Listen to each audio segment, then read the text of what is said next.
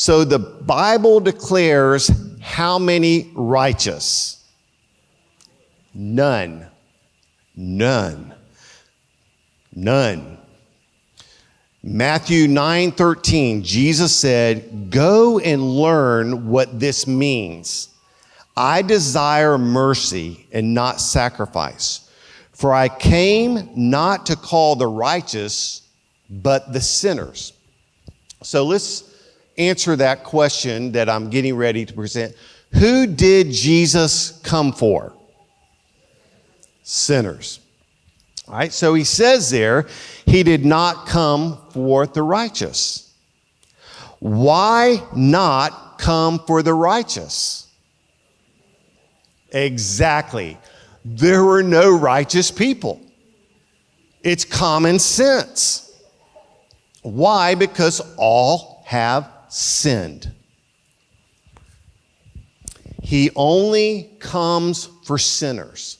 The whole human race became sinners when Adam sinned. Does everyone understand that? Well, that doesn't seem fair. Well, you're going to see why it's fair in a moment. So hang on. Now, what is the purpose for the law? What was the purpose for this?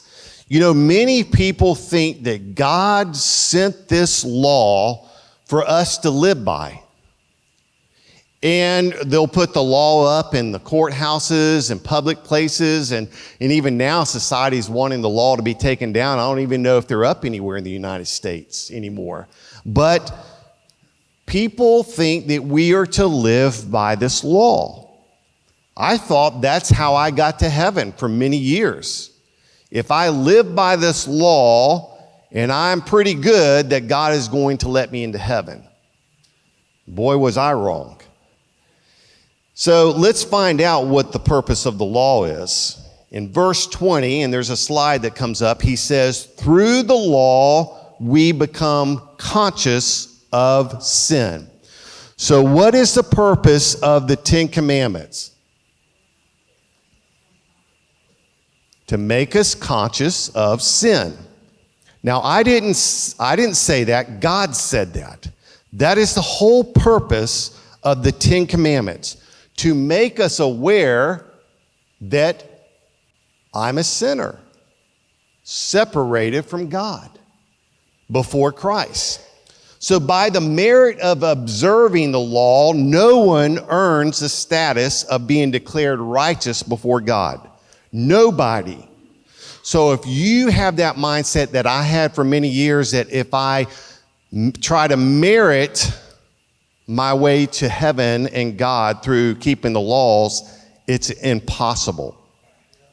The law fully exposes and unmasks the reality of sin. So when I saw the law, oh my goodness, I see. Matter of fact, it's funny, I see myself in that.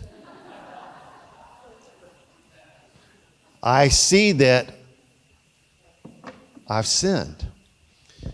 Now, I'm going to take you to 2 Corinthians chapter 3, and I'm going to ask you some questions about these scriptures, and they're going to come up on the overhead.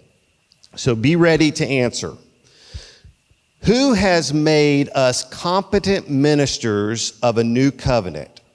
So remember, there was the old covenant, and then there's the new covenant. Not of the letter, but of the Spirit. For the letter kills, but the Spirit gives life. Now, if the ministry of death, carved in letters on stone, came with such glory that the Israelites could not gaze at Moses' face because of its glory, which was being brought to an end, will not the ministry of the Spirit even have more glory? For if there was glory in the ministry of condemnation, the ministry of righteousness must far exceed it in glory. Okay, so the scriptures are going to stay up on the overhead. So we are ministers of the new covenant. This is the old covenant. So we're ministers of the new covenant.